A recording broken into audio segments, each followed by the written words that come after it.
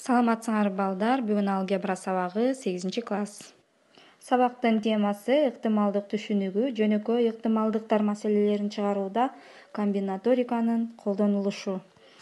Бүгүнкү сабакта ыктымалдуулук түшүнүгүнүн пайда болушу, окуялардын түрлөрү жөнүндө билебиз. Жөнөкөй ыктымалдуулук маселелерин чыгарууда комбинаториканы колдонобуз. Логикалык ой жүгүртүүбүз кеңейет, тактыкка тарбияланабыз. Окуя деп ар кандай кубулуштарды түшүнсө болот. Окуучу баш бармактын тырмагы менен тыйынды чимирилтип көкөлөтө ыргытса, тыйынды бир жолу ыргытса, ал герб же цифра жагынан түшүшү мүмкүн. Бирок тыйындын кайсы тарабынан түшүшүнө кызыкпастан, ошол натыйжанын биринин болушуна же болбошуна кызыкса, анда окуя түшүнүгүн берет. Бардык окуялар 3 топко бөлүнөт. Биринчи шексиз ишенимдүү окуя. Мисалы, тыйынды ыргытканда герб же цифра жагы менен түшүшү же кыштын күздөн кийин келиши. Экинчиси кокус окуя. Тыйынды бир эле жолу ыргытканда герб жагынан түшүшү же болбосо жайдын күнү кардын жаашы. Үчүнчү мүмкүн эмес окуя. Мисалы, бир айда 40 күн бар деп эсептелиниши же болбосо бүгүнкү күндүн шартында динозаврлардын тирилиши. Эгерде тыйынды көп жолу ыргытса, жарымы герб, жарымы цифра жагынан түшөт деп ырастасак болот. Ушул сыяктуу эле демографияда да калк жөнүндө илим. Демография 0,514 саны өтө белгилүү. Эгерде жаңы төрөлгөн наристелердин өтө чоң санын алып карасак, кайсы шаар же кайсы континент болбосун, андан ар бир 1000 наристенин 514-ү эркек бала болот. Ушундай закон ченемдүүлүктөр окумуштууларды кызыктыра баштаган. Бул закон ченемдүүлүктөрдү сан менен туюнтуш үчүн ыктымалдуулук түшүнүгү киргизилген. А окуясынын ыктымалдуулугу деп анын келип чыгышына көмөкчү болгон окуялардын санынын бардык мүмкүн болгон окуялардын жалпы санына болгон катышын айтабыз. Демек, ыктымалдуулукту П тамгасы менен белгилеп алсак, анда P A барабар N'ден M'ге. Мында M көмөкчү окуялардын саны, ал эми N мүмкүн болгон бардык окуялардын жалпы саны. Бул аныктамадан төмөндөгү натыйжалар келип чыгат. А ишенимдүү окуянын ыктымалдуулугу 1-ге барабар. В мүмкүн эмес окуянын ыктымалдуулугу 0-го барабар. Ал эми кокус окуянын ыктымалдуулугу 0 менен 1-дин арасында. Биринчи маселени карасак, ящикте 10 ак, 15 кара, 20 көк, 25 кызыл шар бар. Карабастан бир шар алып чыгышты. Чыгарылган шардын биринчи ак, экинчи кара, үчүнчү көк, төртүнчү кызыл шар болуусунун ыктымалдуулугу канча?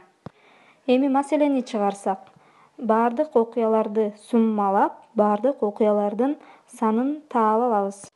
Ак шарыбыз 10, кара шарыбыз 15, көк шарыбыз 20 жана кызыл шарыбыз 25.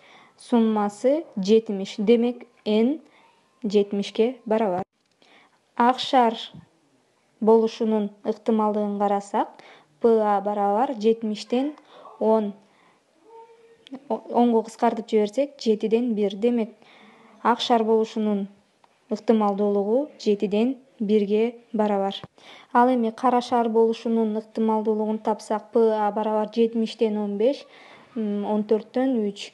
Демек, кара шар алуунун ыктымалдыгы 14-төн 3. Үчүнчү көк шар алуунун ыктымалдыгын тапсак, PA барабар 70-тен 20, кыскартсак 7-ден 2. Демек, көк шар алуунун ыктымалдуулугу 7-ден 2-ге барабар. Кызыл шар алуунун ыктымалдыгын тапсак, PA барабар 70-тен 25, кыскартсак 14-төн 5. Демек, кызыл шар алуу ыктымалдыгы 14-төн 5. Эми экинчи маселени карасак, конвертте 100 фотосүрөттүн арасында изделип жаткан сүрөт бар. Конверттен тандабастан 10 сүрөт чыгарылды. Алардын арасында изделген сүрөт бар экендигинин ыктымалдыгын тапкыла. Экинчи маселени чыгарсак, алынган 10 сүрөттүн ичинде изделген сүрөт бар жана калган 9-у башка сүрөттөр. Мындай жолдордун саны калган 99 сүрөттөн 9 сүрөттү бөлүп алуу жолунун санына барабар. 100-дөн 10 боюнча түзүлгөн топтоштуруунун санын мындай түрдө жаза алабыз. Биз буга чейинки комбинаториканын элементтерин өткөндө топтоштурууну ушундай белгилейбиз дегенбиз. Демек, эми бизди кызыктырган ыңгайлуу окуяны эсептейли. Алынган 10 сүрөттүн ичинде изделген сүрөт бар жана калган 9 башка сүрөттөр. Демек, аны С барабар 99дан 9 боюнча түзүлгөн топтоштуруу деп монтип жазып алабыз. Эми ыктымалдуулукту жаза турган болсок, мына П ыктымалдуулукту П тамгасы менен белгилейбиз. П барабар пайда болгон окуянын санын бардык сыноолордун санына болгон катышына барабар. Эми буларды чыгарсак, мына бул топтоштуруунун формуласы боюнча мына ажыратып жазып алдым. Мына эми бул бөлүүнүн касиети боюнча мына алымын бөлчөктү бөлгөндө биринчи бөлчөктүн өзүн жазып, экинчи бөлчөктүн өз ара тескерисин жазып алдык. Мына демек жазып алдык. Андан кийин 99, мына 99дан 9 алсам 90 болду. Анан кийинкиси 100дөн 10 алсам 90 болду, бөлүнгөн 100. Демек, мына ажыратып жаза турган болсом 90 менен 90 кыскарып кетти. 99, анан 100дү мына 99 көбөйтүлгөн 100 деп алсак болот. Ошондо 99 менен кыскарып кетти. Андан кийин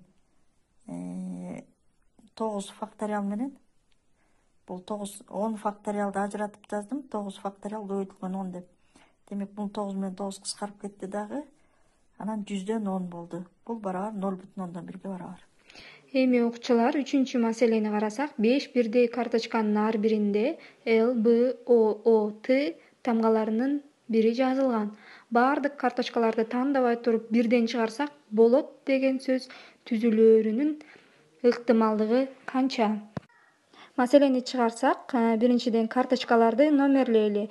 Биринчи Л, экинчи Б, үчүнчү О, төртүнчү О, бешинчи Т тамгасы болот. Үчүнчү маселеде комбинаториканын орун алмаштыруусу колдонулат. Бул маселеде бардык мүмкүн болгон окуялар 5 факториалга барабар. Факториал бул натуралдык сандардын удаалаш көбөйтүндүсү. Демек, n 120га барабар. 120 учурдун экөөндө А окуясы пайда болот. Демек, ПА барабар 120дан 2. 2 дегенибиздин себеби О тамгасы 2 жолу кезип атат. А окуясынын пайда болуу ыктымалдыгы 60тан 1ге барабар. Биз бүгүнкү сабакта ыктымалдык түшүнүгүнүн пайда болушун, окуялардын түрлөрүн билдик жана жөнөкөй ыктымалдык маселелерин чыгарууда комбинаториканы колдондук. Үйгө тапшырма 170-бет 727-728 көнүгүү.